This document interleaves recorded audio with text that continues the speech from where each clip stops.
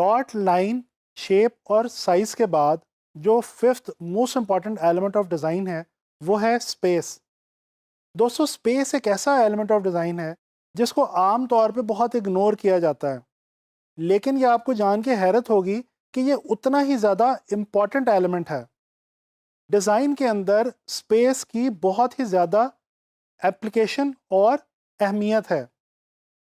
आइए जानने की कोशिश करते हैं कि स्पेस क्या है और ग्राफिक डिज़ाइन के अंदर इसकी किस तरह से इम्पोर्टेंस है।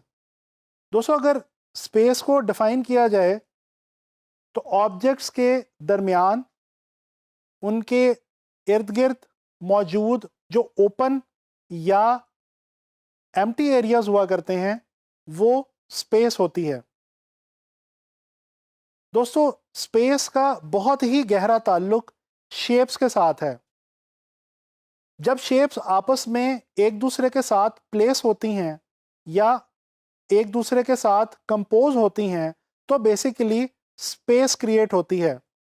या अगर इसको वाइस वर्सा करके देख लिया जाए तो भी ठीक है कि बेसिकली स्पेस की मदद से या स्पेस की वजह से ही शेप्स जो हैं वो वजूद में आती हैं। दोस्तों, स्पेस के हवाले से एक डेली लाइफ की एग्जांपल देखते हैं। फ़र्ज़ करें कि आपकी गाड़ी में 4 लोगों के बैठने की जगह है और आपकी गाड़ी में ऑलरेडी 5 लोग बैठ चुके हैं। अब अगर मज़ीद एक बंदा आपकी गाड़ी में ऐड करने की कोशिश की जाए तो शायद बहुत ही मुश्किल से किसी तरह से तंग हो के वो एडजस्ट हो जाए। लेकिन अगर उसके बाद मज़ीद एक बंदा ऐड करने की कोशिश की जाएगी तो ये तकरीबन नामुमकिन होगा। दोस्तों, यही गलती हम लोग डिज़ाइन बनाते हुए आमतौर पे कर रहे होते हैं। हम अपने डिज़ाइन के अंदर इतने ज़्यादा एलिमेंट्स और इतनी ज़्यादा शेप्स डाल देते हैं कि हमारे डिज़ाइन के अंदर स्पेस रह ही नहीं जाती। ये इंतहाई गलत इक़दाम है। दोस्तों, याद रखें, आप जब भी डिज़ाइन बनाएं इस बात का ख़ास ख्याल रखें कि आपके डिज़ाइन में एक ख़ास किस्म की स्पेस मौजूद होनी चाहिए। आम तौर पे हम ग्राफिक डिज़ाइन के अंदर इसको ब्रीदिंग स्पेस भी कहते हैं, यानी कि वो स्पेस जिससे देखने वाले को थोड़ा सा खुलेपन का और स्पेस का एहसास हो। दोस्तों, स्पेस आम तौर पे 2 किस्म की हुआ करती है, पॉजिटिव और नेगेटिव स्पेस। तो चलें देखते हैं कि पॉजिटिव स्पेस क्या है और नेगेटिव स्पेस क्या है। दोस्तों, आपको ये जान के इंतहाई हैरत होगी कि जब आप किसी पेपर पे कोई एक शेप ड्रॉ करते हैं तो दरअसल आपने उस पेपर पे एक शेप नहीं ड्रॉ की, बल्कि दर हकीकत 2 शेप्स ड्रॉ की हैं। एक वो शेप जो आपने स्ट्रोक की मदद से या अपनी पेंसिल की लाइन की मदद से ड्रॉ की, और एक उसके इर्द गिर्द की जो स्पेस पहले से मौजूद थी उसने भी एक शेप की शक्ल अख्तियार कर ली। तो इस तरह से आपके पेपर के ऊपर एक शेप बनाने से दरअसल 2 शेप्स बन जाती हैं। या इसको इस तरह से भी देखा जा सकता है कि जब आप किसी एक पेपर पे कोई एक शेप ड्रॉ कर रहे होते हैं तो बेसिकली आप ना सिर्फ उस पेपर या शीट पे एक एरिया ऐड कर रहे होते हैं, बल्कि इसके साथ साथ एक ख़ास एरिया सबट्रैक्ट भी कर रहे होते हैं। ये जो एरिया आप ऐड कर रहे हैं ये है पॉजिटिव स्पेस, और ये जो एरिया सबट्रैक्ट हो रहा है ये है नेगेटिव स्पेस। दोस्तों, जब हम कोई स्पेस ड्रॉ करते हैं और उसके बीच में कलर फिल करते हैं तब हमें एक्चुअली पॉजिटिव स्पेस और नेगेटिव स्पेस के बारे में ठीक तरह से अंदाज़ा होता है। दोस्तों, इसके अलावा स्पेस लाइन और शेप की तरह 2D भी होती है और 3D भी होती है। बिल्कुल जिस तरह से लाइन और शेप के साथ मामला था, बिल्कुल इसी तरह से स्पेस के साथ भी मामला है। जो स्पेस फ्लैट स्पेस हो और उसको चारों तरफ से देखा या महसूस ना किया जा सके वो 2 डायमेंशनल स्पेस कहलाएगी। इसके बरक्स ऐसी स्पेस जिसको चारों तरफ से देखा या महसूस किया जा सके वो 3 डायमेंशनल स्पेस कहलाएगी।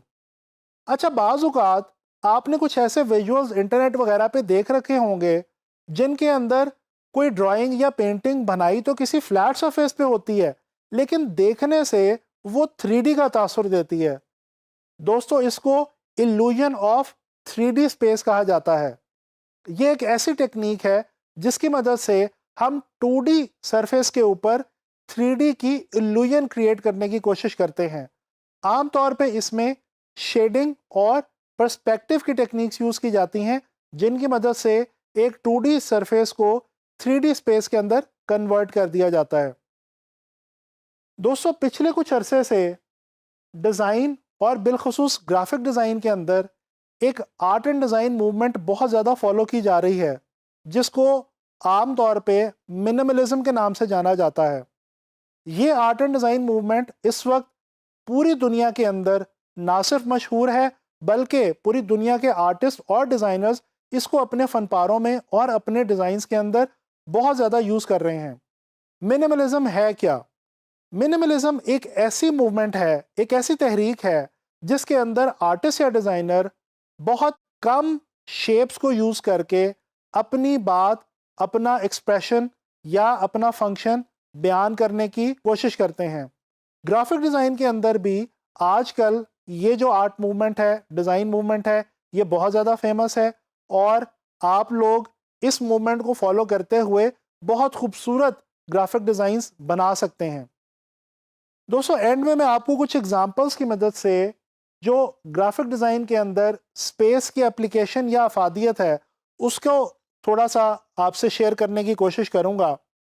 अगर आप फेडेक्स के इस लोगो को देखें, तो इस लोगो के अंदर एक ख़ास एरो की शक्ल आपको नज़र आएगी, जो कि एक्चुअली पॉजिटिव स्पेस में नहीं है, बल्कि ई और एक्स के दरमियान जो नेगेटिव स्पेस आपको नज़र आती है, अगर आप उसके ऊपर थोड़ा सा गौर करें तो आपको पता चलेगा कि दरअसल ये नेगेटिव स्पेस एक एरो बना रही है।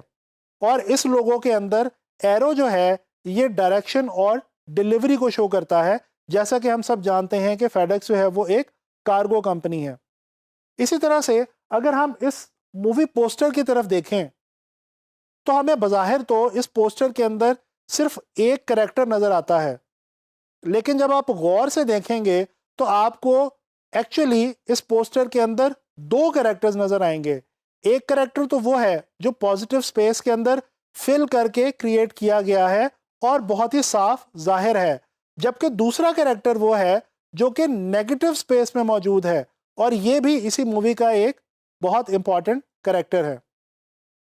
दोस्तों, इसी तरह से अगर आप आजकल न्यूज़पेपर्स और मैगज़ीन्स के डिज़ाइंस देखें, तो आपको इस बात का अंदाज़ा होगा कि आजकल न्यूज़पेपर्स और मैगज़ीन्स को कुछ इस तरह से डिज़ाइन किया जाता है कि उसके अंदर नेगेटिव स्पेस का ख़ास एहतमाम किया जाता है, जिसकी मदद से होता यह है कि इमेजेस और टेक्स्ट आपस में कोरिलेट भी करते हैं और एक दूसरे की जो उनकी अपनी अफादियत है वो भी महफूज रहती है।